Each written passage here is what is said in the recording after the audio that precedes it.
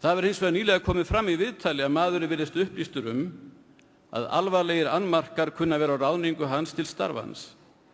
Ekki aðeins gagnvart almennt settum lögum á Íslandi heldur sjálfri stjórnarskránni, en gagnvart henni verða menn að sýna enn meiri gætni í stjórnsýslunni en endra nær. Skömmu eftir að þessum ókunna norska verkamannaflokksmanni hafði verið holað niður í íslenska seðlabankann fór Straumur banki á hausinn. Ég þekki mjög vel til málefna Straums og tel að ekki sé útilokað að svona illa hafi farið vegna vanþekkingar og eðlilegra taugaveiklunar aðkomumannsins í bankanum, auk þess sem fjármálaeftirlitið var og enn höfuðlaus her eftir stórkostleg embættisafglöp fyrrverandi viðskiptaráðherra Samfylkingarinnar. Ef þessar áhyggjur reynast réttar, gæti íslenska ríkið orðið skaðabótaskylt gagnvart fjölmörgum aðilum þar sem að úrslita ákvarðanir stórkostlega hagsmuni þeirra voru teknar af aðila sem alls ekki var til þess bær. Sama myndi þá gilda Spron og Sparisjóðabankann. Þannig það ekki bara að þessi bráðabirgða minnihlutastjórn hafi reynst ótrúlega verklaus ef frá eru taldir langir blaðamannafundir ekki neitt, en þá hefur einnig tekist að skapa mikla réttaróvissu í þeim málum sem okkur eru þýðingarmest þessar mundir. Það hárrétt mat hjá Geir Haarde að Samfylkingin fór á taugum við fyrstu kippi hinnar efnahagslegu jarðhræringa á Íslandi. Össur Skarphéðinsson virtist telja að öll yrði borgið á Íslandi með því að birtar yrðu nægilega margar litmyndir af honum og Ólafi Ragnari með hinu mikla sjeik frá Kvatar.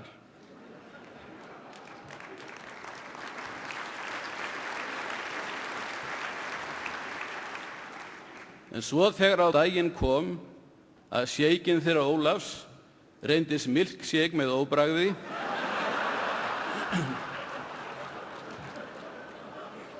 þá fór allur vindur úr köppunum og næstu dagar fór ég að fækka með hraði litmyndum á heimasíðum hér og hvar og myndi helst á óðagotið í prentsmiðjunni forðum þegar rifnar voru út myndir og formálar og frásagnir í lofgerðarullum útrásarforsetann sem hinir nýföllnu bankar höfðu kostað útgáfuna á.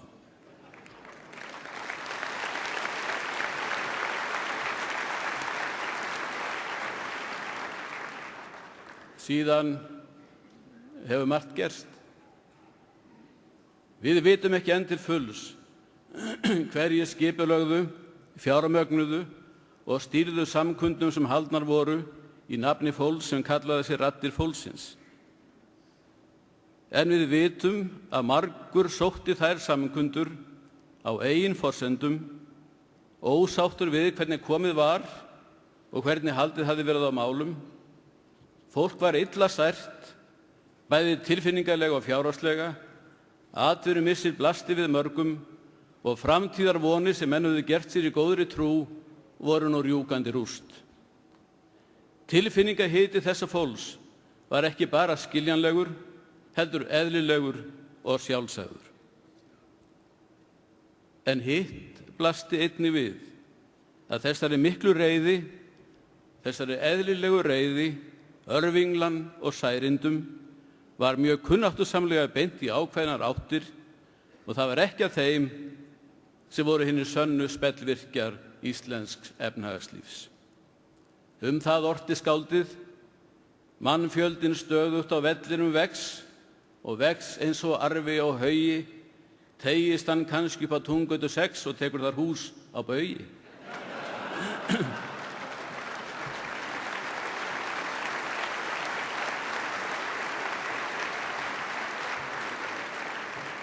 En þangað var mannfjöldanum aldrei beint.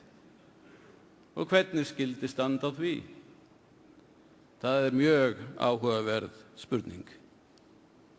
En nú má spyrja líka, af hverju eru raddir fólksins þagnaðar? Atvinnuleysi fer hratt vaxandi, hafi fyrri ríkisstjórn verið vanhæf eins og kórstjórinn sá að hrópað væri, hvað þá hægt að segja þá sem nú situr? Hvað er hægt að segja stjórn sem hefur aukið við vandann en ekki leyst hann, ekki spilað út neinum úrræðum sem munar fyrir fólkið í landinu? Hún er auðvitað vanhæf eins og nokkur stjórn getur verið og hún er líka vond. Vaxtalækkanir voru tafðar mánuði þótt vilji Seðlabankans stæði til að hefja hraðan vaxtalækkunarferil strax í janúar.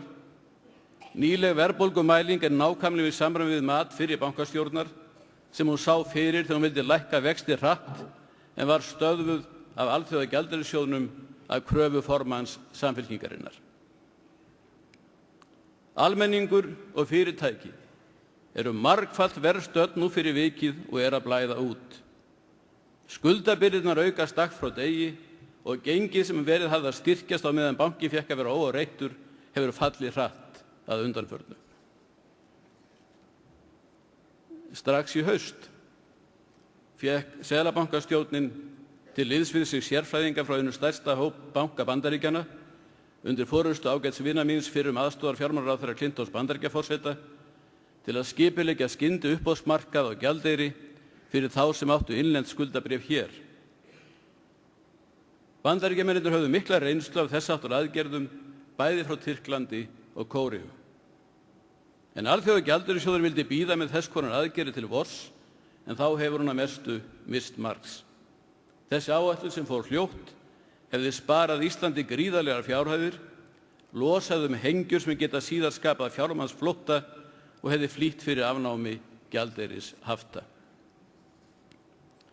Bankastjórnin sem vildi lækka vexti sagði við Alþjóðagjaldeyrissjóðinn: við erum bæði með belti og axlabönd, við búum í kjallaranum og þið heimtuð við göngum með fallhlíf.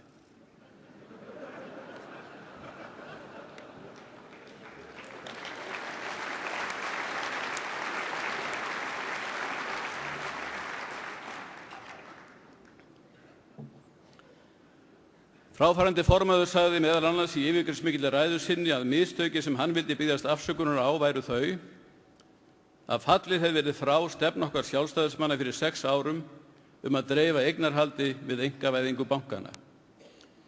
Og í ræðu sinni deginum síðar tekur formaður Samfylkingarinnar ætlaði ég að segja,